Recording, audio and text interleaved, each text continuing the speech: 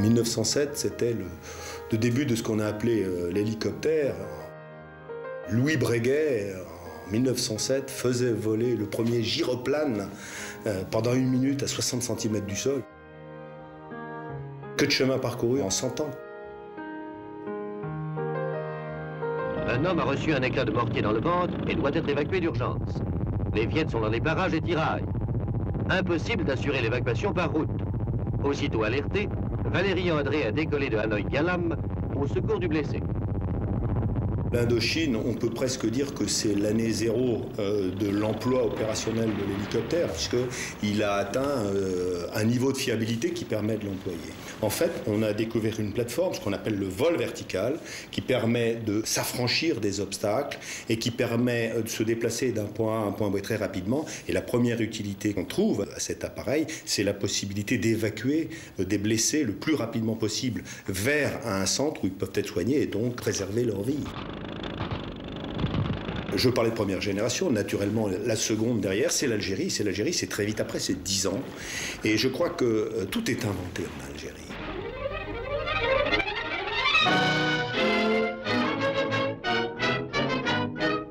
Hommes et matériel continuent d'arriver en Algérie. Cette plateforme, devenue vraiment fiable et ayant grossi d'ailleurs, avant on pouvait transporter un blessé, maintenant on peut transporter plus de monde, et bien très rapidement, et l'armée française, dans ses 3 composantes, lui trouve en Algérie une utilité extraordinaire en matière d'observation, une capacité à faire des postes de commandement en l'air, vous savez, cette vision, on voit le terrain et on est capable de diriger les troupes. On commence à monter de l'armement sur l'appareil, donc c'est la naissance de l'hélicoptère armé, et puis peut-être la chose la plus importante, c'est l'hélicoptère de transport. La capacité sur d'immenses espaces à déplacer très rapidement des troupes et dans des opérations de contre-guérilla, l'hélicoptère a montré toute l'étendue des capacités qu'il pouvait offrir aux forces armées.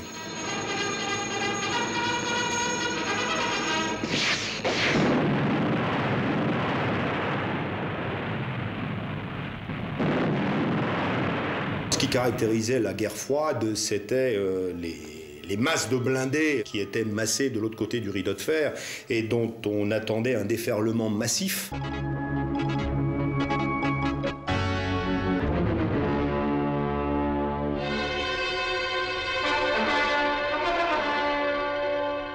Ici 32. Sortie sud et ouest de Kilo, RAS. En avant pour le passage. À l'issue, reconnaissez l'axe sud jusqu'en limite de fuseau. On a maintenant un missile fiable et on est capable de tirer ce missile jusqu'à des distances de 4000 mètres.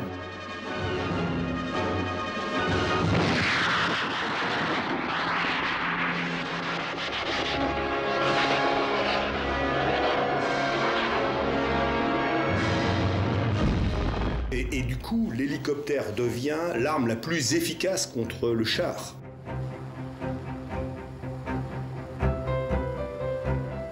La taille des armées et puis la mission propre à chacune des armées faisait que chacun avait vu dans l'hélicoptère le moyen de remplir une partie de ses missions.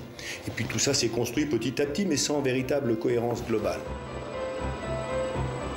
C'est au travers de l'emploi global de l'hélicoptère qu'on va essayer d'avoir une réflexion qui pourrait, à mon sens, ne plus être divisé entre prérogatives d'armée, mais peut-être plutôt avoir une approche par nature de mission, par métier. Ce qui est bien intéressant dans le cadre de l'hélicoptère, c'est qu'il y a des hélicoptères qui sont dans tous les systèmes de force. Le système de force engagement-combat, un système de force protection sauvegarde, système de force projection mobilité soutien, et le système de force commandement maîtrise de l'information.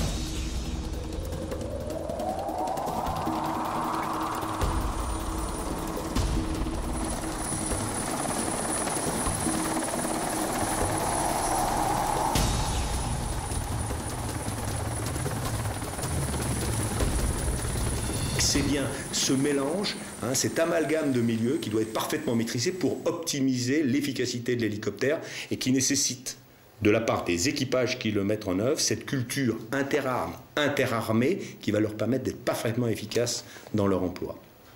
La composition en volume qualitatif et quantitatif du parc des hélicoptères des armées s'élève approximativement à plus de 600 hélicoptères.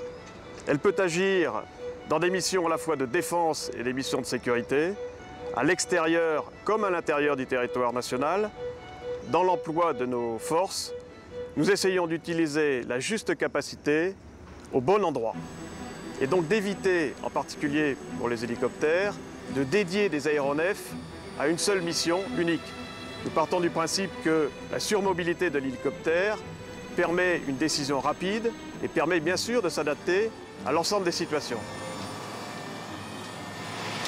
Je crois que l'opération la plus importante, c'est celle quand même qui concerne le sauvetage des vies humaines, qui est pour moi une préoccupation, où là, l'hélicoptère est un outil indispensable parce qu'il permet d'intervenir au contact du bateau en difficulté extrêmement rapidement et en général par toutes les météos, que ce soit jour ou nuit. Alors cet hélicoptère, c'est un Dauphin. C'est un hélicoptère qui a été acheté à peu près dans les années 90, qui appartient à une série et qui a été mise en place sur différents sites dits de service public le long des côtes métropolitaines. Et s'il est là dans cette version aujourd'hui, c'est qu'il est prêt à intervenir en moins d'1 heure pour aller sauver des gens en mer.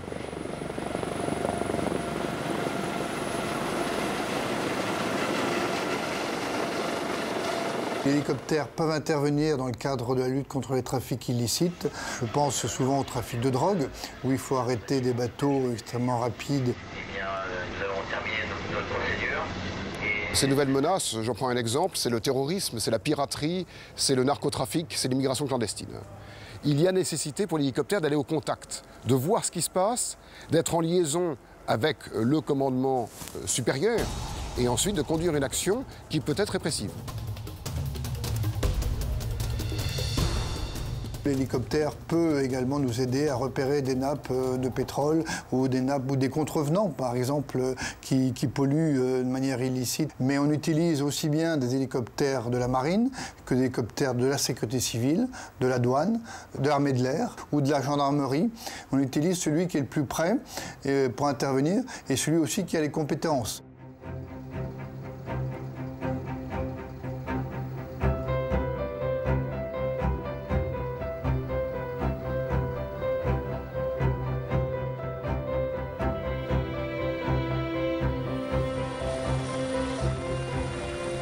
Nos hélicoptères sont répartis en métropole, sur différentes bases aériennes.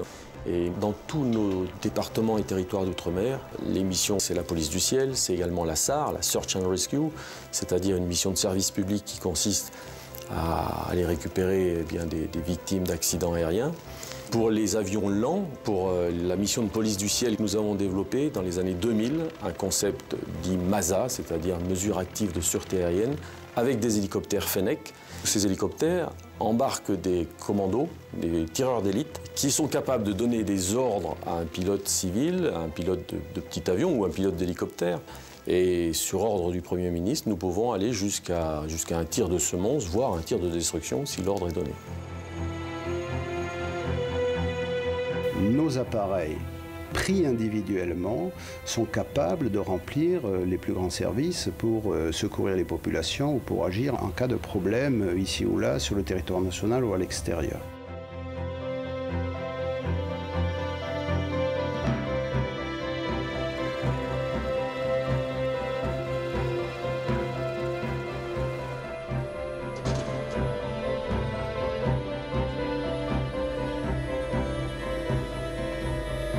Tout notre travail nous consiste à appuyer les unités de gendarmerie départementale dans leur quotidien, que ce soit dans les gros événements, voire dans les micro-événements, de manière à ce que les unités territoriales puissent profiter du vecteur aérien et avec tout ce qui peut permettre en termes d'observation, de soutien, d'appui lumière, d'appui caméra.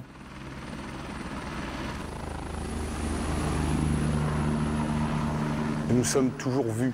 Comme je dis, c'est une troisième dimension de proximité. C'est-à-dire que les gens nous voient évoluer dans les massifs montagneux, sur les plages, sur les routes.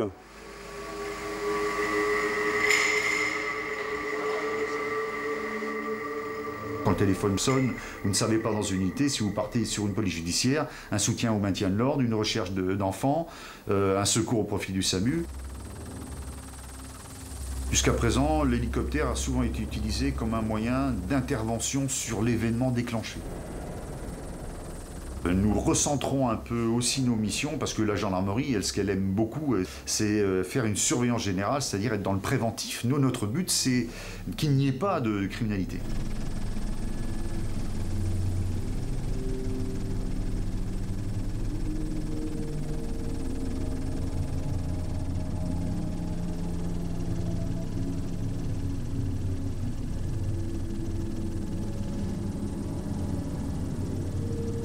Vous avez le gros du bataillon, c'est-à-dire ce que représente la latte essentiellement, c'est-à-dire cette capacité à concevoir et à conduire des opérations héliportées de grande ampleur.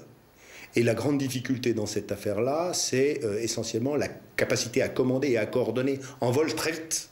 Hein, c'est un véritable métier.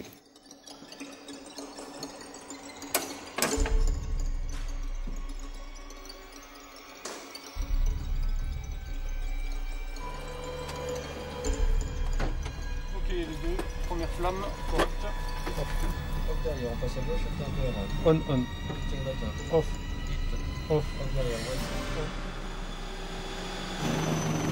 Le parquet d'hélicoptères de la Latte aujourd'hui, c'est plus de 400 hélicoptères, ce qui représente environ les 2/3 du parc des hélicoptères de la Défense. Nous avons des hélicoptères de reconnaissance et d'attaque qui sont aujourd'hui des gazelles. Cet hélicoptère gazelle est progressivement remplacé par l'hélicoptère Tigre.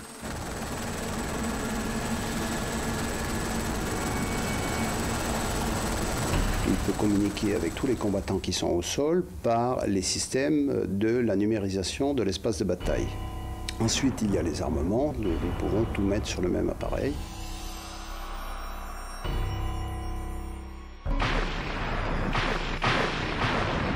Et il y a les capacités de vol. Un hélicoptère est intéressant s'il peut utiliser ses armes de nuit et s'il peut les utiliser dans des conditions météorologiques dégradées. Un hélicoptère de combat, c'est un hélicoptère dans lequel on a privilégié le nombre de systèmes d'armes embarqués et le nombre de moyens d'acquisition. On appelle ça des senseurs. Chez nous, c'est quoi? C'est une caméra de télévision de jour, de nuit. Ce sont des systèmes de détection et tout, pour permettre la mise en œuvre de moyens d'observation ou de systèmes d'armes pour remplir une mission d'attaque.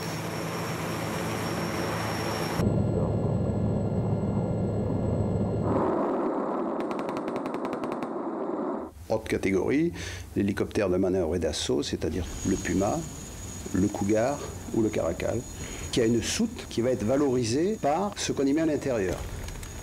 Et en termes militaires, ce qu'on y met à l'intérieur, ça s'appelle un combattant, ça peut être un combattant d'infanterie, du génie, de l'artillerie.